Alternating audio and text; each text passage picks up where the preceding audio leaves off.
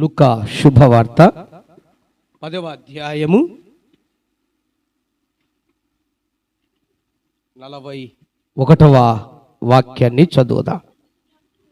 అందుకు ప్రభువు, Martha Martha, నీవు అనేకమైన పనులను గూర్చి విచారము కలిగి తొందరపడుచున్నావు గాని అవసరమైనది ఒక్కటే. మరియా ఉత్తమమైన దానిని ఏర్పరచుకొనెను, అది ఆమె యొద్ద నుండి తీసివేయబడదని ఆమెతో చెప్పాను. క్రీస్తునందు ప్రియమైనటువంటి దేవుని బిడ్డలారా,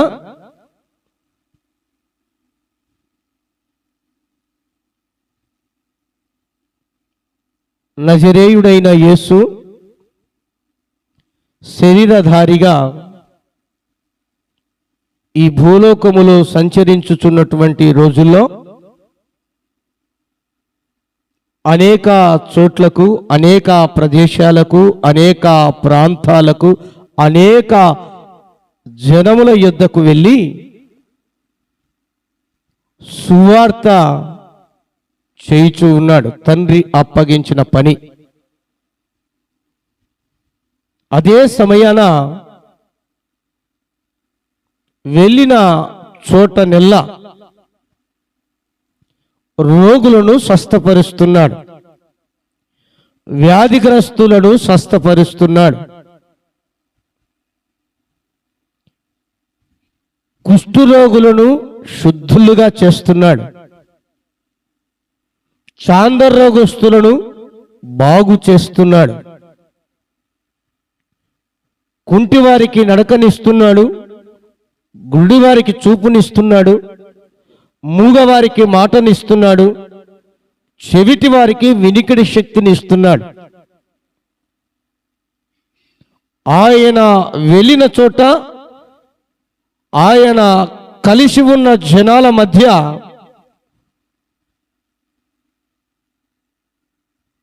ఆయన వచ్చినటువంటి ఉద్దేశం ఏమిటో ప్రజలకు క్షుణ్ణంగా తెలియచేస్తూ ఆయన మాట ద్వారా, చేతుల ద్వారా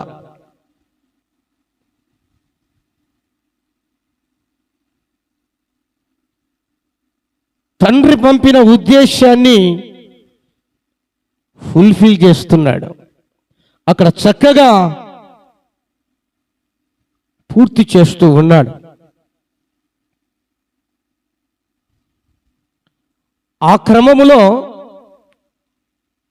ఒక గ్రామములోనికే ప్రవేశించాడు. ప్రవేశించగానే ఒక స్త్రీ, ఆమె పేరు మార్తా, యేసయ్యను ఇంటిలోనికై చేర్చుకొని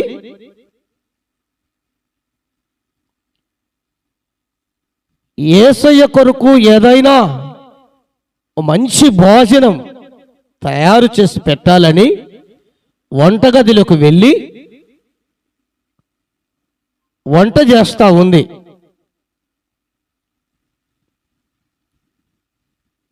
కొంత సమయం అయింది.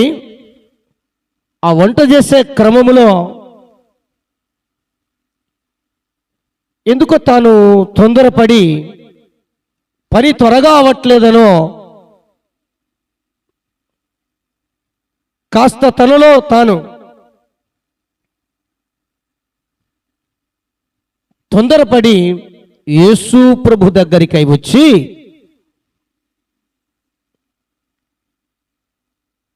యేసు ప్రభుతో మార్తా అంటుంది, యేసయ్యా, నేను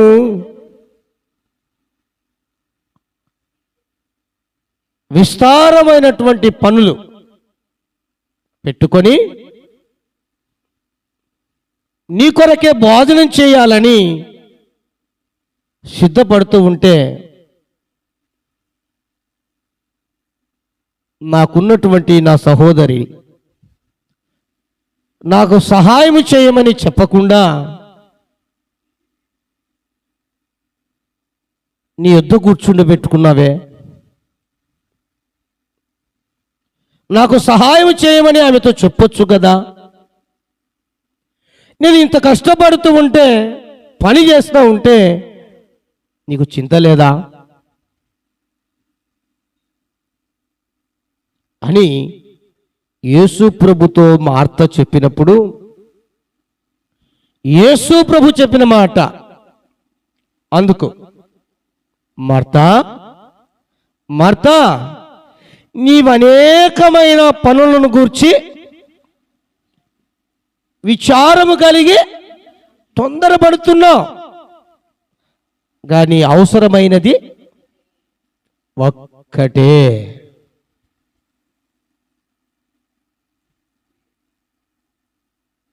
ఈ రోజున ఇక్కడ ఉన్నా, వెలపట ఉన్నా, ఆన్లైన్లో చూస్తున్నా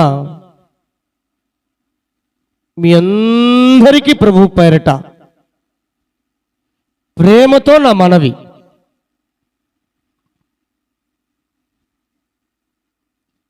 నీవు అనేకమైన పనులు మార్తలాగా విస్తారముగా పెట్టుకొని విచారం కలిగి తొందరపడుతూ ప్రభువును ప్రశ్నిస్తూ ప్రభుతో మాట్లాడుతున్నావేమో. ఈ రోజున ఆ ప్రభువు అంటున్నాడు, ఓ నా ప్రియ దేవుని బిడ్డ,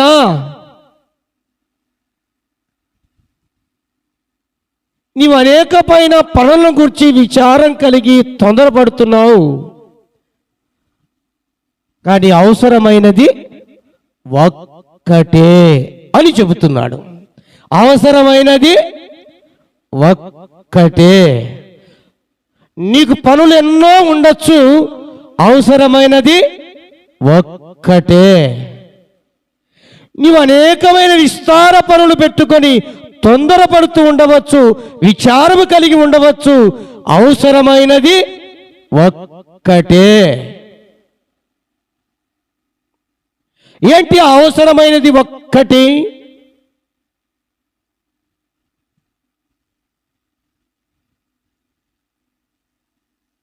దేవుని పాదముల యొద్ద కూర్చుండి దేవుని మాట వినుట, ఇదియే అవసరమైనది ఒక్కటి అన్న విషయాన్ని జ్ఞాపకం చేస్తున్నాను.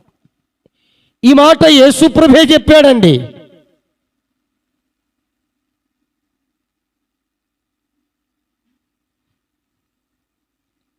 ఈ లోకములో మన అనేక పనులు ఉన్నాయి, అవునా?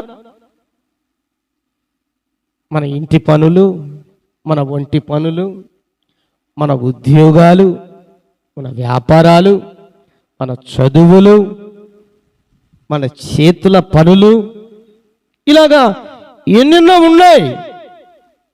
కానీ అవసరమైనది మాత్రం ఒక్కటే. ఆ ఒక్కటి ఏంటంటే యేసు పాదాలు పట్టుకొని యేసు పాదాల చెంత చేరి యేసు మాటలు వినుటయే. యేసయ్య పాదాల యొద్ద కూర్చుని ఆయన మాట్లాడే మాటలు విని ఆయనతో మాట్లాడడమే అవసరమైన ఆ ఒక్కటి అని ప్రేమతో మనకు ప్రభు తెలియజేస్తున్నాడా.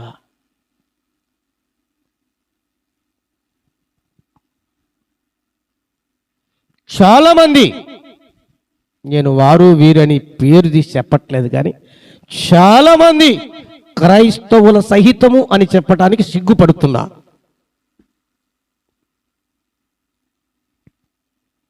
ఇతరులతో కూర్చొని గంటల కొలది వ్యర్థంగా ఎన్ని మాటలు మాట్లాడాలో మాట్లాడతారు, ఎంత సమయాన్ని గడపాలో గడుపుతారు. మరికొందరు లోతు వలె గవనుల యొద్ద, అనగా ఆ రోజున ఊరి బయట ఒక మంచి అరిగేసుకొని చక్కగా ఆ అరుగు మీద కూర్చొని వారు ఏ పిచ్చలాటో, ఏ పులిగీతమో, లేకపోతే టైంపాస్గా ఒక సిగరెట్ ముక్క అంటించో, బీడి ముక్క అంటించో, ఇక మొదలు పెడతారు. ఏంటి? లోకములో ఉన్న, ఊరిలో ఉన్న మొత్తం సమాచారం మాట్లాడడం మొదలు పెడతారు. కానీ దేవుని దగ్గరకు వచ్చి దేవుని మాట విని దేవునితో మాట్లాడడం అంటే చాలా మందికి కష్టంగా ఉంటుంది, అయిష్టంగా ఉంటుంది. కానీ దేవుడు అంటాడు, అవసరమైనది ఒక్కటి. నువ్వేమేమో మాట్లాడుతున్నావు, ఏమేమో చేస్తున్నావు, ఎన్నో పనులు పెట్టుకున్నావు, కానీ అవసరమైనది ఒక్కటే. అదే నా పాదాలు పట్టుకొని నా పాదాల చెంత కూర్చొని నా మాట విని నాతో మాట్లాడటమే నీకు అవసరమైనది ఒక్కటి అంటున్నాడు. హల్లెలూయా, హల్లెలూయా. నా ప్రియ దేవుని బిడలారా, ఇలాగున్న వారికి ఒక చిన్న సూత్రం చెప్తా, మీరు పాటించండి. నీకు ఆశ ఉంటుంది ఒకవైపు, ఎవరైనా ఇద్దరు ముగ్గురు అన్నలో, ఒక ఇద్దరు ముగ్గురు అక్కలో, లేక ఒక నలుగురు కూర్చున్నప్పుడు ఇక మాట్లాడుతూ ఉంటారు, కోటలు దాటిపోతూ ఉంటాయి.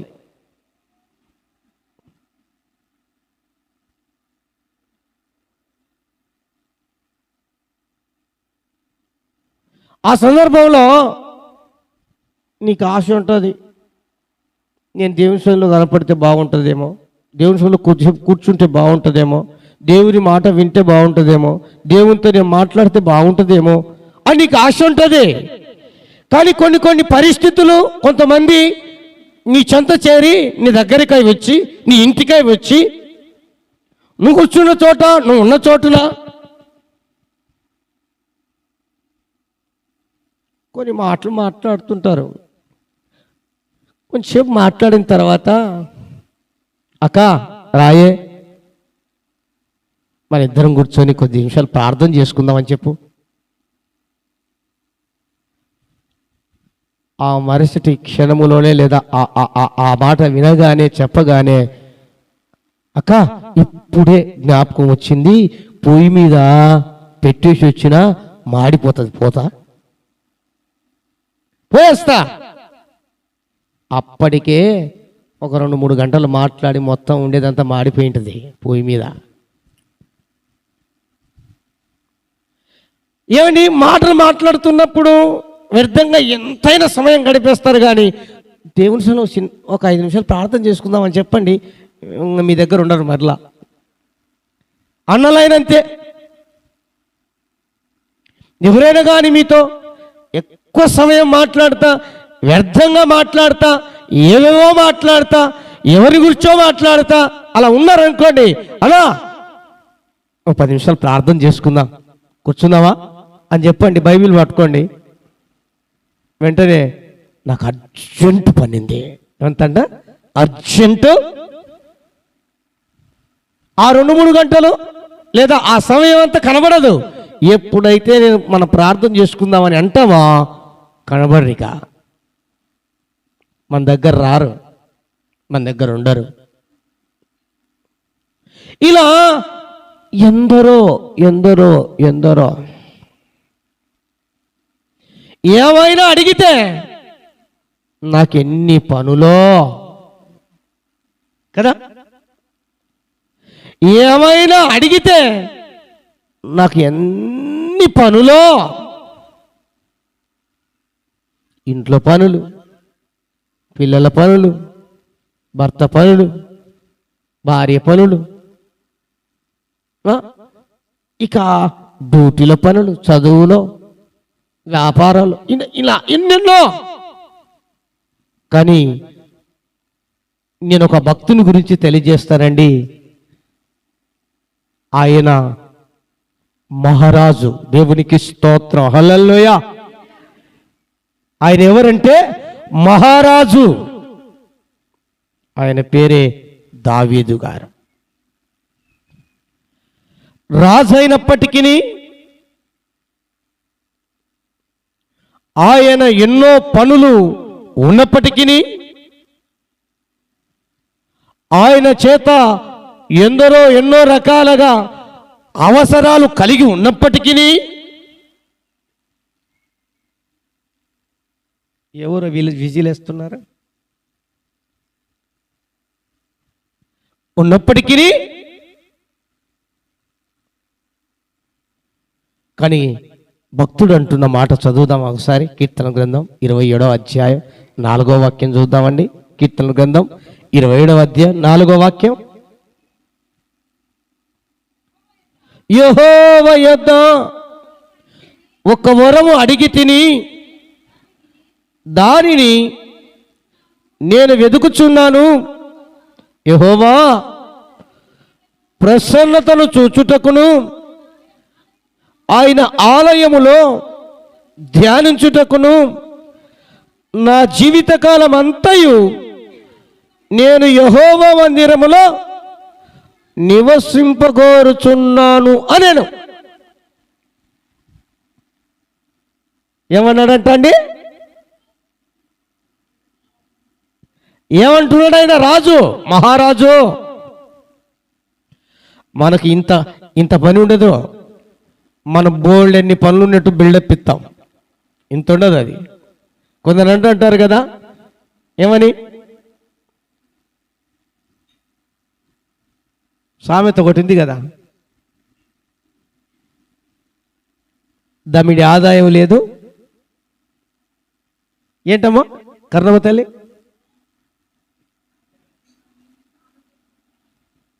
అమ్మా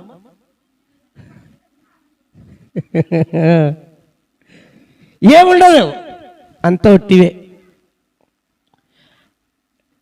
పోనీ అదంతా సమయాన్ని ఆ మాటలను మాట్లాడి ఉపయోగించితే ఏమైనా సాధించేది ఏముందా? లేకపోతే ఏదైనా వారికి కానీ వారి కుటుంబానికి కానీ వ్యక్తిగతంగా కానీ ఏమైనా మేలుందా? ఏముండదు. కానీ ఎంత అడావడి చేస్తారో, నా అంత బిజీ పర్సన్ ఈ లోకంలో లేరు అన్నంత అడావడి చేస్తారండి. కానీ దావీదు మహారాజు, రాజు అంటే బోలెడన్ని పనులు. అవునా అండి? ఎంతమంది రాజు దగ్గరికి వచ్చిపోతుంటారు, ఎన్ని అవసరతల నిమిత్తమై వచ్చిపోతుంటారు. ఒక ఇండ్లా, రెండిండ్లా, ఒక ఊరా, ఒక గ్రామమా, ఒక టౌనా, ఎంత అండి? రాజ్యాన్ని పరిపాలించే రాజు ఆయనే. ఒక తీర్మానంలో దేవునితో ఒడంబడికతో, దేవుని యందు ఆశతో, దేవుని యందు భయము భక్తి కలిగి, దేవుని యందు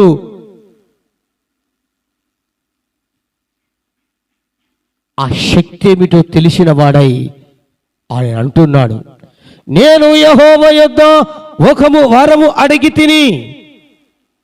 ఒక వరము అడిగాడండి. ఏమని ఆ వరము? నా జీవితకాలం అంతా నీ మందిరములో నేను నివాసం చేయుటకు, నీ సన్నిధిలో నీ ప్రసన్నత చూచుటకును, నిన్ను వెదికి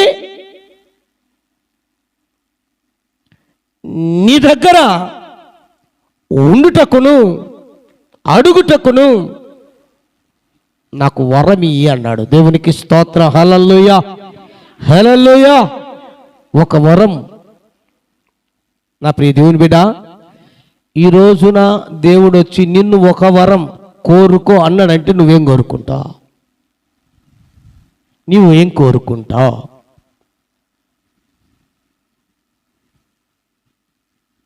నీ ప్రశ్న వేసుకో. ఆరోగ్యం బాగలేని వారైతే, దేవా నాకు ఆరోగ్యం బాగుంటే చాలు, నాకు కావాల్సింది ఒక్కటే.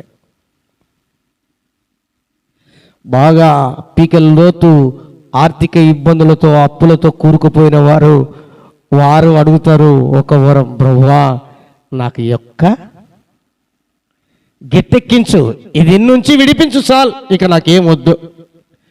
బాగా భర్త దగ్గర చిత్ర హింసలు పడుతూ టార్చర్ పొందుతూ నిత్యం వేదన పడుతూ దుఃఖముతో ఉన్నటువంటి స్త్రీ అంటది, ఈ పనకెమాలలో నుంచి నన్ను విడిపించు చాలు, నాకు ఎక్కడ చాలు, ఇది మారుస్తావా మార్చు, చంపుతావా చంపేసే, నాకు యొక్క.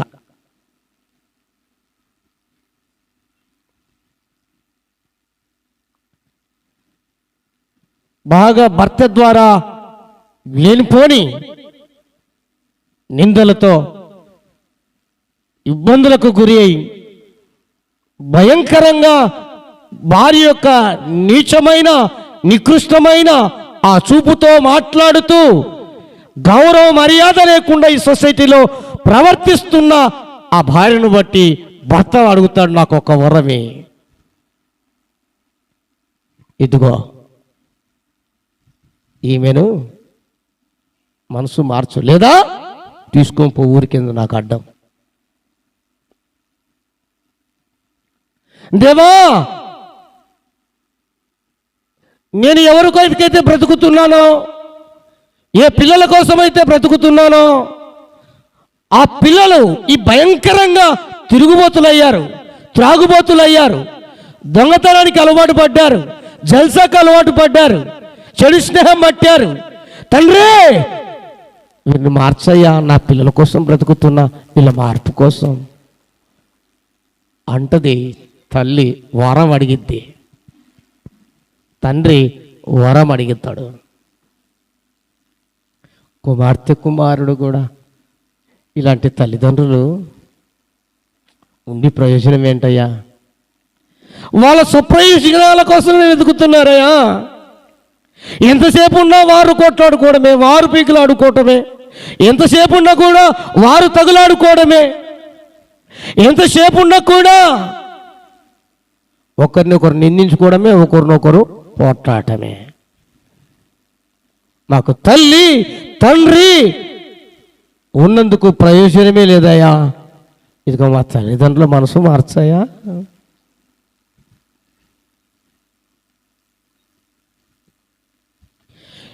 ఏదైతే వారికి ఏమండి అవసరమైనది ఏంటో ఆ ఒక్కటే, అవునా? చాలా అవసరమైనవి చాలా ఉంటాయండి, కానీ మరి మరి మరి మరి మరి ముఖ్యంగా ఉండే అవసరత ఒక్కటే, ఆ ఒక్కటే ఆ ఒక్కటే ఆ ఒక్కటే ఆ ఒక్కటే ఆ ఒక్క వరం దయచేయి ప్రభువా.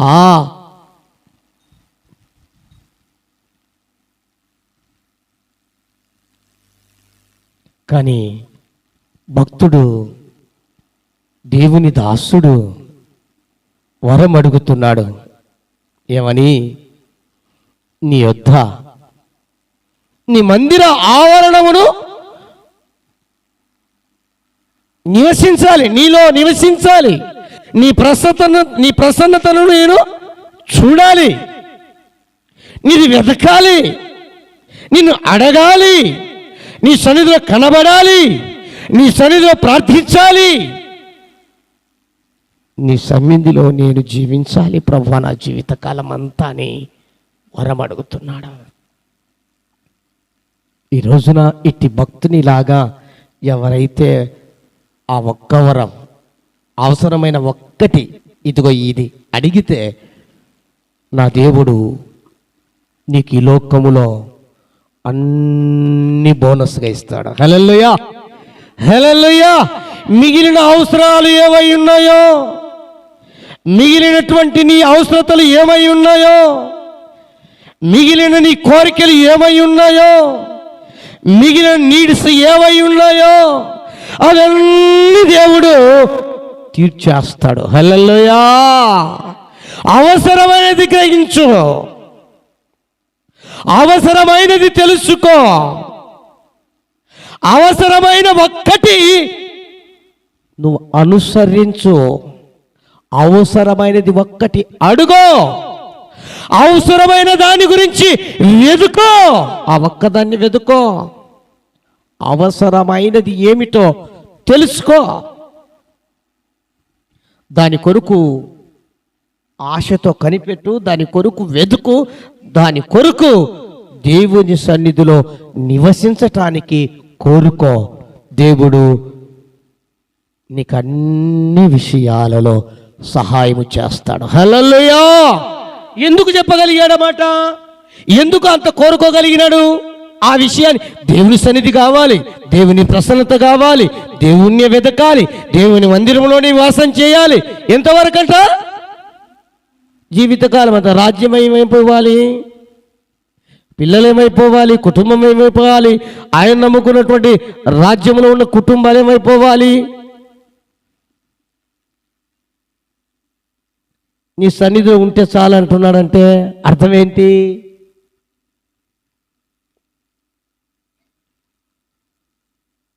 యోహాను రాసిన 3వ పత్రిక చదువుదాం ఆ మాటను. యోహాను రాసినటువంటి 3వ పత్రిక 2వ వాక్యం. ప్రియుడా, నీ ఆత్మ వర్ధిల్లుచున్న ప్రకారము నీవు అన్ని విషయములలో వర్ధిల్లుచు సౌఖ్యముగా ఉండవలనని ప్రార్థించుచున్నాను. దేవునికి స్తోత్రం. హల్లెలూయా. ప్రియుడా, నీ ఆత్మ వర్ధిల్లిన కొలది అన్ని విషయాలలో నువ్వు సుఖముగా సౌఖ్యముగా.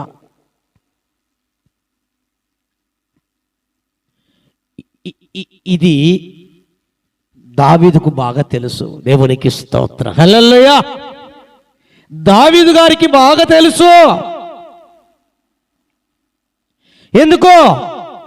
నా దేవుని సన్నిధిని కోరుకుంటే, నా దేవుని పాదాల చెంత నేను చేరితే, నా దేవుని ప్రసన్నత నేను చూస్తే, నా దేవుని మాటలు వింటే, నేను దేవునితో మాట్లాడితే, నా దేవుని మందిర ఆవరణములో నేను నివసిస్తే ఇక చాలు. నేను అన్ని విషయాలలో సుఖముగా సౌఖ్యముగా ఉంటాను అన్నది దావీదు గారికి తెలుసు. అందుకనే అడిగాడు. నీకు బహుశా ఇంతవరకు తెలియదేమో, బహుశా ఇంతవరకు మనకు తెలియదేమో. తెలియకనే ఏవేమో కోరుకుంటున్నావు, వేటినో ఆశపడుతున్నావు, ఎక్కడికెక్కడికో వెళ్ళిపోతున్నావు, ఏవేవో చేస్తున్నావు, ఎన్ని పనులో పెట్టేసుకుంటున్నావు, ఎన్ని వాటికో వెతికి నిరాశ నిస్పృహలో తొందరపడి భయపడి విచారణ కలిగి ఉన్నావేమో. ఈ పూట ప్రేమతో నేను తెలియచేస్తున్నాను, నీ ఆత్మ వర్ధిల్లితే చాలు, నువ్వు అన్ని విషయాలలో వర్ధిల్లేట్లే. దేవునికి స్తోత్రం. హల్లెలూయా. నీ ఆత్మ వర్ధిల్లితే అన్ని విషయాలలో వర్ధిల్లుతా. నీ ఆత్మ వర్ధిల్లకపోతే నువ్వు ఏ విషయాలలో కూడా చెప్పాలి అంతే. దాని అర్థం నా పక్కన పెట్టది, దూరం పెట్టు.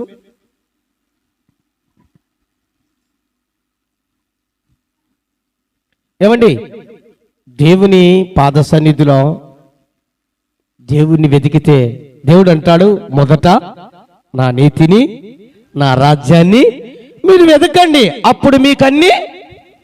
ఇదే సూత్రం. ఈ 2026వ సంవత్సరం మొదటి నెలలో ముగింపులోకి వచ్చాం.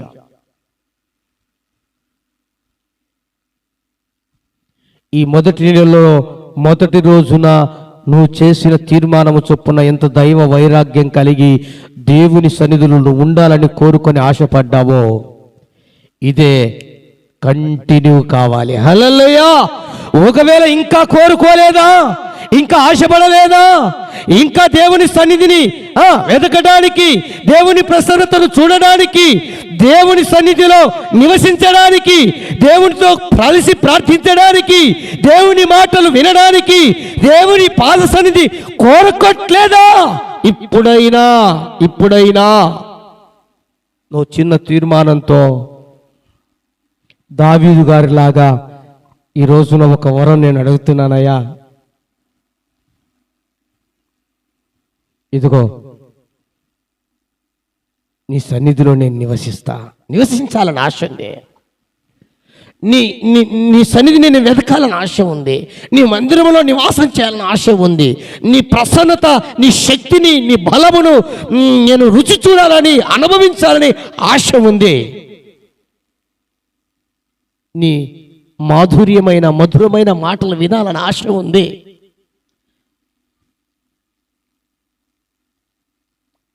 నాకు ఈ వరం దయచేయని అడుగు, తప్పక దేవుడు నీకు దయచేస్తాడు. హల్లెలూయా, హల్లెలూయా.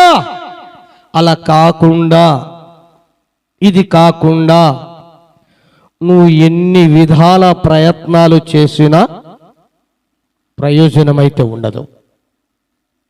ఎన్ని విధాల నువ్వు పనులు, నీ ఆలోచనలంతా, నీ కుయుక్తులన్నీ, లేదా నీకున్న జ్ఞానమంతా, లేదా నీకున్న బలమంతా, లేకుండా నీకున్నటువంటి సోర్సులన్నిటిని ఉపయోగించుకొని నువ్వు ఎంత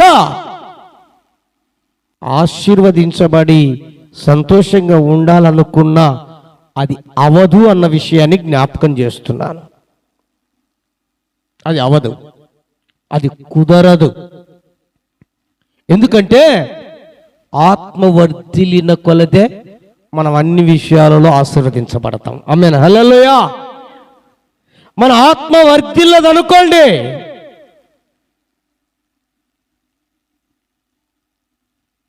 ఈ మాటలకు మనం అర్థం కావాలంటే, వయస్సు, మనిషి పుట్టి పెరిగి పెద్ద అవుతున్నాడండి. వయస్సు చూస్తే 30 సంవత్సరాలు. కానీ ఆ వయసుకు తగినటువంటి జ్ఞానం, ఆలోచన, లేదా మంచి చెడు గ్రహించే ఆ గ్రహింపు, ఏ విధంగా నడుచుకోవాలో, ముందుకు వెళ్ళాలో తెలియని అమాయకంగా ఉంటే ఏమంటాం మనం వారిని? వారంటే మనకి ఇష్టమేనా? ఒకవేళ వారే కుమారులకు కుమార్తెలుగా మనకుంటే మన ఫీలింగ్ ఏంటి? ఒక్కసారి ఆలోచించండి. ఒరేయ్, కని పెంచి రెక్కలు ముక్కలు చేసుకొని ఓటీ డ్యూటీలు చేసి రేంబగలు కష్టపడి నిన్ను ఇంతగా పెద్ద చేస్తే 30 సంవత్సరాలు వచ్చినాయిరా. ఎద్దులాగా ఉన్నావు, చూస్తే ముద్దు అనిపిస్తుంది. కానీ ఏంట్రా ఇంత ముద్దువా నువ్వు? అనమా ఇంత ముద్దువా? ఏమండి, ఎద్దు బలంగా ఉంది అనుకోండి, కాడి కట్టినప్పుడు ఆ కాడిని కాస్త అయినా ముందుకు తీసుకోలేకపోతే మనం ఏమంటాం? దీన్ని ఒరేయ్ కటికివానికి అప్పగిచ్చేరా, కోసేదానికి దీనికి పనికొచ్చేది అంటారా లేదా? మనుషుల్ని ఎందుకు అనకూడదో మీరు చెప్పాలా? అంటామా లేదా అండి?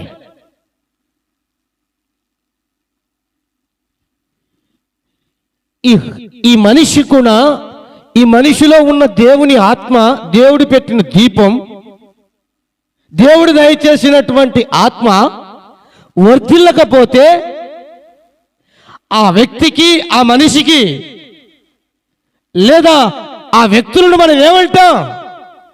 వీడు వేస్ట్, ఈమె వేస్ట్. ఏమండి అంటారా లేదా?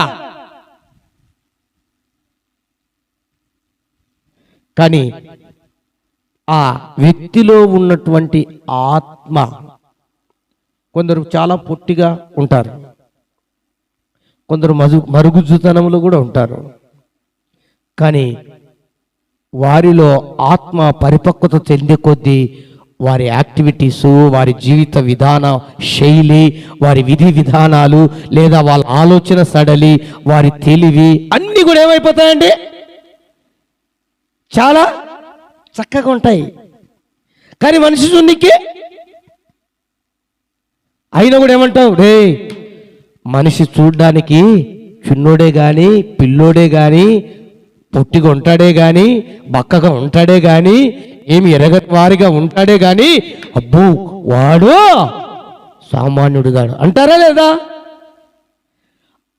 ఆమె సామాన్యురాలు కాదురా బాబోయ్, చున్నికట్లుంది కానీ బక్క చిక్కినట్లు, బా చాలా జ్ఞానవంతురాలురా అంటారా లేదా? ఎందుకు తెలుసా? మనిషిలో ఉన్న ఆత్మ, దేవుని ఆత్మ, దేవుడు పెట్టిన దీపం, దేవుడు దయచేసినటువంటి ఈ ఆత్మ వర్ధిల్లాలి. అది వర్ధిల్లాలంటే ఏం చేయాలి? ఈ బాడీకి, ఈ దేహానికి, ఈ శరీరానికి మనము బాగా ఉండాలని ఏం చేస్తాం? 3 పూట్ల, అవసరమైతే 4 లేక 5 బరే లాగిత్తేస్తాం. బాగుండాలి, బాగా. అవునా కదా? ఇంకా లేదు, కొంచెం పూర్తిగా మసిలాగా ఉన్నామనుకోండి, ఏం చేస్తాం? నేను ఎవరిని గురించి ఎవరిని అభ్యంతరంగా మాట్లాడలేదండి, మామూలుగా ఉన్న విషయాలు మాత్రమే మాట్లాడుతున్నా. ఏం చేద్దాం?